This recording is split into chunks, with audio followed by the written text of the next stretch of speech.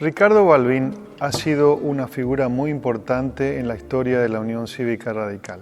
Nacido a comienzos del siglo XX, fue fuertemente marcado en su niñez por el triunfo electoral en el año 1916 del primer presidente electo por la voluntad popular, Hipólito Yrigoyen.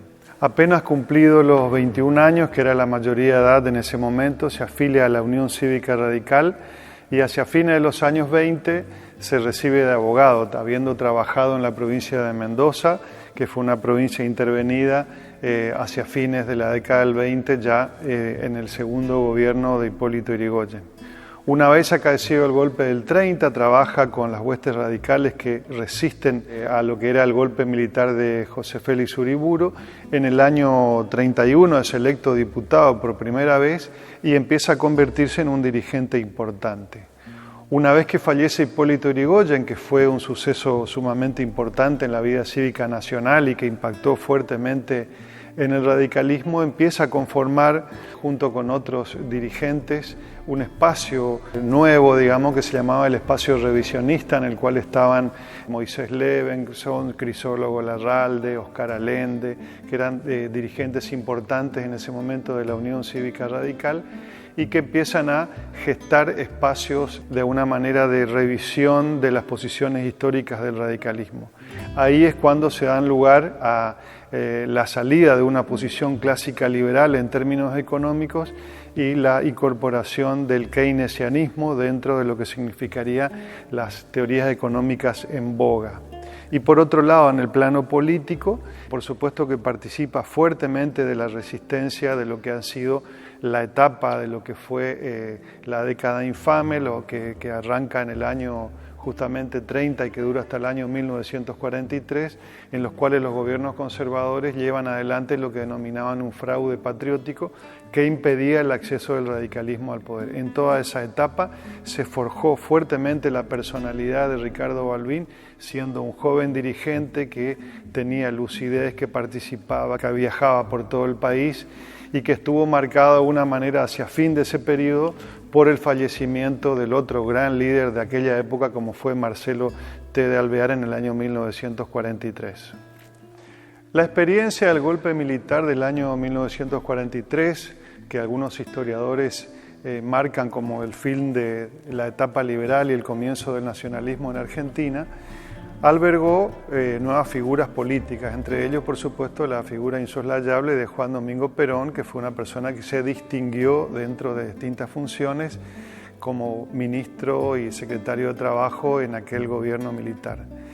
Se gestó, por supuesto, una candidatura política a la presidencia. Perón le ofrece la candidatura a vicepresidente a un importante dirigente radical de Córdoba como fue Amadeo Sabatini. Esa candidatura fue rechazada. Y la Unión Cívica Radical decide gestar una alianza con distintos sectores políticos y lleva adelante la fórmula competitiva en el año 1946, es la de Tamborini Mosca. Esas elecciones se llevan adelante en el mes de febrero del año 1946, triunfando ampliamente el justicialismo. Entonces se llevan adelante una nueva etapa política en la que Ricardo Balbín se convierte en una de las figuras más importantes de la oposición. Recordemos que ya había fallecido Hipólito Yrigoyen y Marcelo T. de Alvear, que eran dos figuras señeras, ambos expresidentes de la Nación, y esto de una manera fijaba un recambio generacional en el radicalismo. Se lleva adelante una gestión de gobierno marcada por enormes cambios sociales, en las leyes sociales, todas ellas fueron aprobadas por los diputados de la oposición, en los cuales formaba parte Ricardo Balbín, en un bloque histórico conocido como el bloque de los 44. Ese bloque acompañó fuertemente a aquellas improntas sociales que encabezaba el justicialismo, pero mostraba una fuerte disidencia en cuanto a lo que significaban los sistemas de libertad. Estaban prohibidos el acceso a los medios de comunicación, los actos públicos, y de alguna manera la libertad estaba fuertemente cuestionada, fuertemente subyugada por el estilo y la forma de conducción en ese momento del Estado Nacional, los estados provinciales y municipales.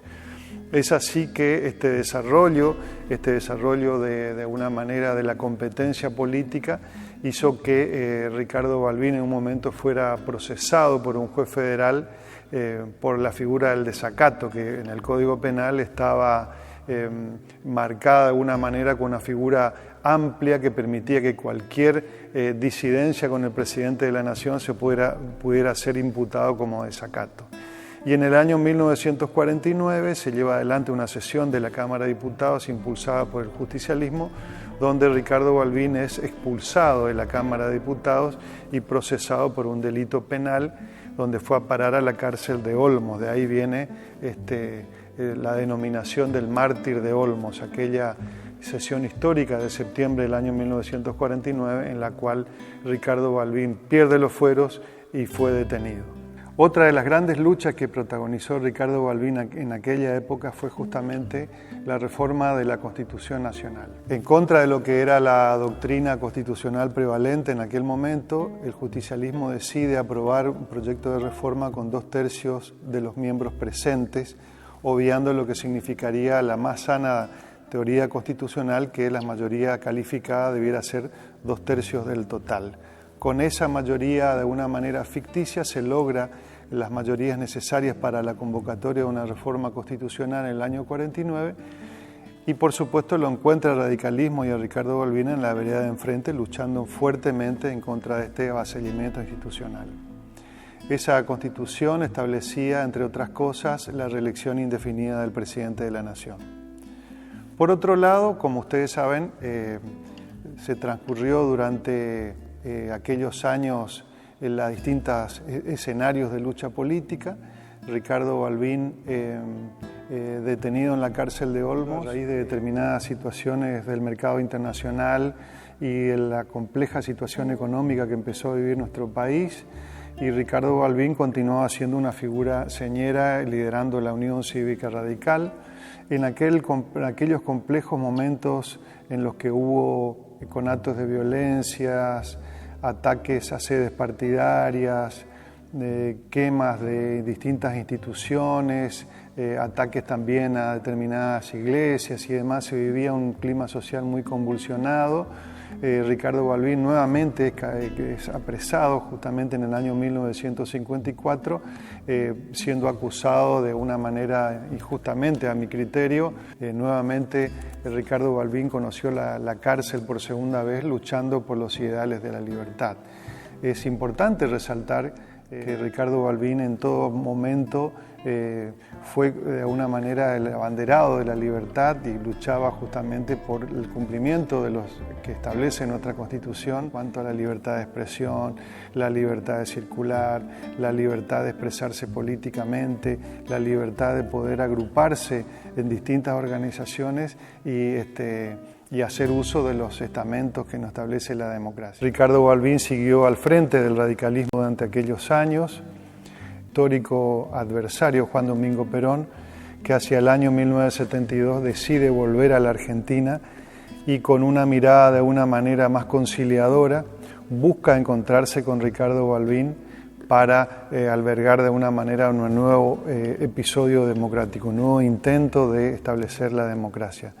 Ricardo Balbín, con una muestra de gran patriotismo, luego de haber ido 2 veces preso en la gestión del presidente Perón, decide aceptar la invitación y se desarrolla el famoso encuentro de la quinta de Gaspar Campos, donde tienen una reunión privada con Perón y gestan la posibilidad de una nueva convocatoria de elecciones hacia el año 1973.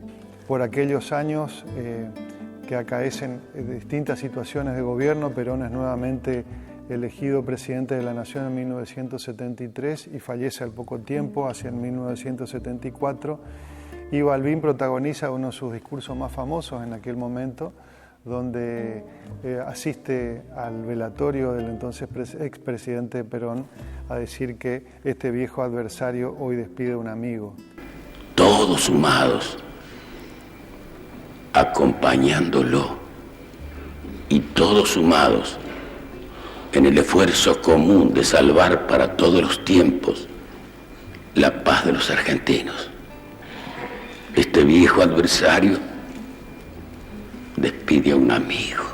Así que Balbín transcurrió toda su vida luchando por la libertad, habiendo sido candidato a presidente de la Nación, habiendo sido legislador nacional, habiendo ido 2 veces preso por defender sus ideales, y al final de su vida, cuando su viejo adversario decide llamarlo a dialogar, se prestó porque antes que nada estaba la patria. Ricardo Balbín nos deja a nosotros un ejemplo de entereza, de firmeza, de defensa de los ideales. Sin lugar a dudas, el abanderado de la libertad. La intolerancia absurda, la intolerancia desmedida, no ayuda a construir, abre las grietas para que penetren quienes quieren aprovecharlo.